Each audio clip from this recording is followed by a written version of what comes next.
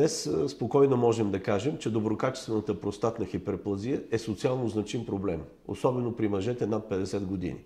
Доказателство за това са многото научни урологични форуми, които се организират не само в Европа, а и в целия свят.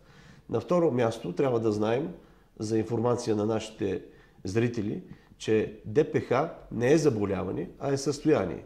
И на трето място, че тя бавно прогресира във времето. Поради увеличената продължителност на живота на мъжете, пациентите с доброкачествена простатна хиперплазия се увеличават непрекъснато.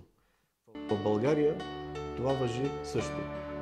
Имаме около 500 хиляди мъже, които са с доброкачествена простатна хиперплазия, но за съжаление само малка част от тях са обхванати за лечение, било то оперативно или консервативно.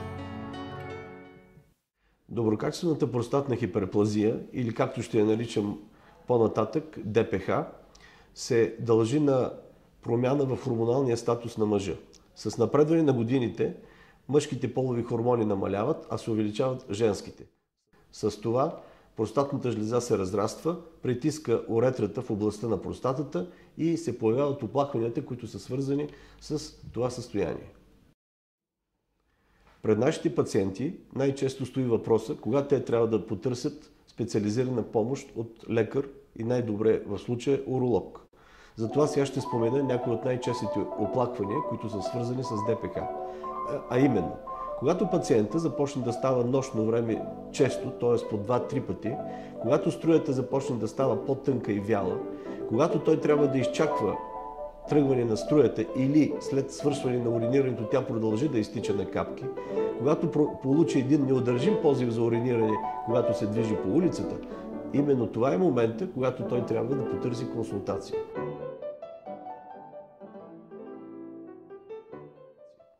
Много често пациентите смятат, че тези оплаквания в началото са нормални, а те всъщност незабелязано прогресират. И дори много често тяхната партньорка ги кара да потърсят помощ от специалист-уролог. Затова ние казваме, че това е заболяване не само на самия човек, а и на неговата партньорка.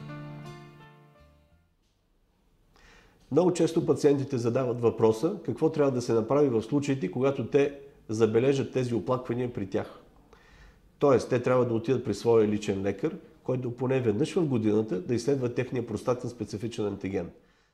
След което трябва да ги насочи към специалист-уролог, който всъщност ще извърши останалите необходими изследвания, а именно ректалното ширене, трансабдоминална ехография, още по-добре трансректална ехография на простатната жлеза.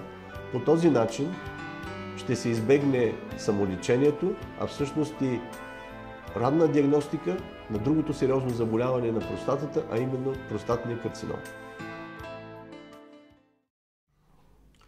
Едно от изследванията, които биха могли да се използват за скрининг на доброкачествената простатна хиперплазия, това е Международният простатен симптоматичен индекс.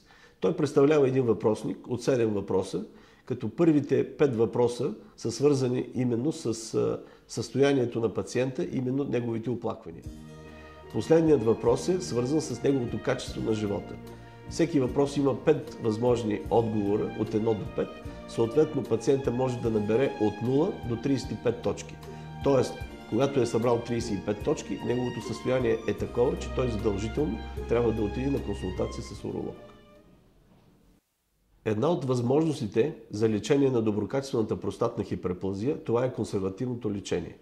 Той има 5 основни цели.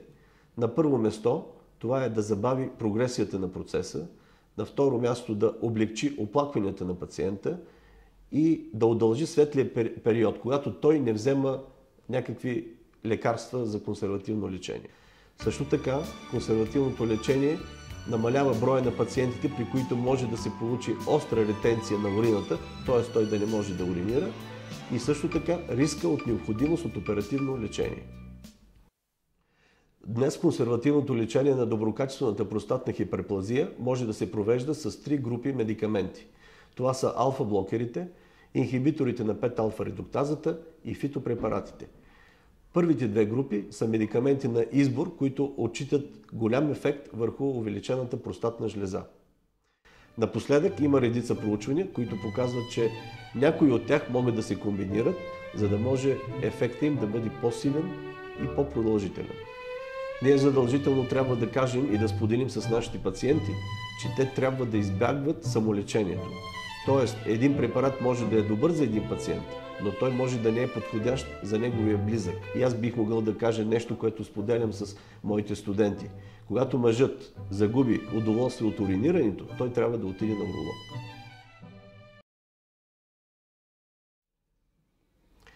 Когато се изчерпят възможностите на консервативното лечение, тогава лекарят трябва да помисли за оперативно лечение. То бива два вида. Трансуретрална резекция, която се счита за златния стандарт в урологията, и отворената операция. Бих могъл да кажа какви са критериите и от какво се определят те.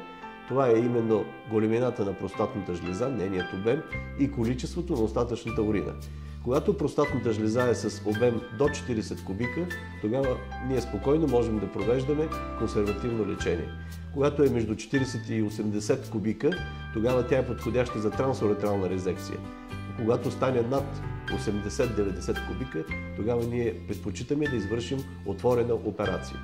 В някои случаи се наблюдават и усложнения, а именно кървене от пикочните пътища, остра задръжка на урината, болка в областта на пикочния мехур. Тогава пациента задължително трябва да се обърне към своя уролог. Едновременно с консервативното лечение, ние винаги съветваме нашите пациенти да спазват и един хигиенно-диетичен режим, а именно избягване на силни подправки, избягване на концентрат, избягване на газирани напитки и винаги кръста и краката трябва да бъдат топли, защото иначе тези фактори провокират още повече оплакванията от страна на простатната жлеза. Като обобщение на нашите думи до сега, ние можем да кажем на нашите пациенти, че най-добре е те веднъж в годината да изследват своя простатен специфичен антиген, което се отнася предимно за мъжете над 50 години, и да се консултират със своят уролог. По този начин могат да се избегнат ранните и късни усложнения от това състояние, а също така и да се постигне ранна диагностика на простатния карцином.